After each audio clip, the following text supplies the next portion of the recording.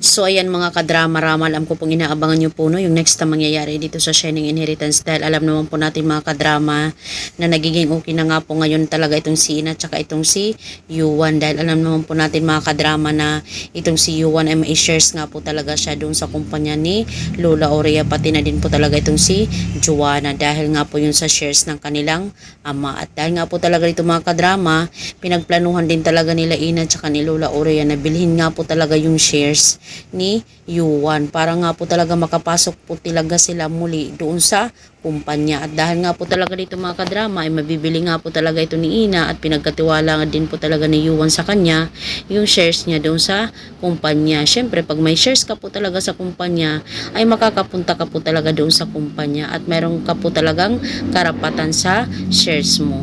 Diba? Iba talaga pag in love talaga itong si Yuan, no? Talagang kayang ibigay para kay Ina. Char, mapasaya lang talaga itong si Ina. Sana nga po talaga. Alam naman po natin mga kadrama na sila po talaga yung tandem po talaga dito sa Shining Inheritance at hindi po talaga si Francis. Si Francis lang po talaga ay isa lang po talaga siyang instrument para mapagsilusin itong si Yuan. Char! Pero sa totoo naman po talaga ay sila naman po talaga yung mas nagkakagustuhan.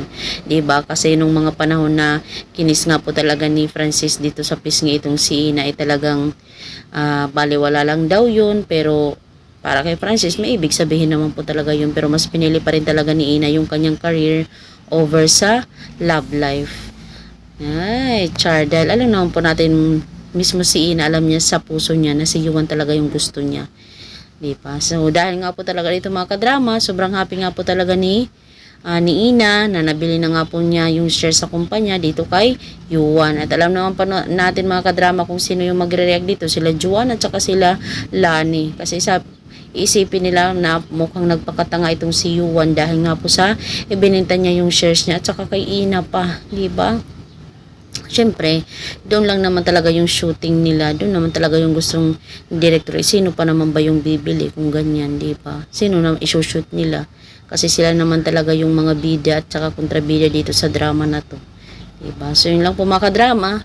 Maraming salamat again sa palagi niyong panonood. Abangan na lang po natin yung scenario po na mangyayari dito sa Shining Inheritance. So mga kadrama, maraming salamat again sa palagi niyong panonood ng aking video. Huwag niyo pong kalimutan na i-like, share, tsaka subscribe yung aking channel para sa susunod na videos. Ma-update ko po kayo kung alam niyo lang po talaga kung gaano kalaki talaga yung tulong niyo sa aking channel. So yun lang po, maraming salamat again. Bye! Abangan na lang po natin yung next na mangyayari dito sa Shining Inheritance. So yun lang po.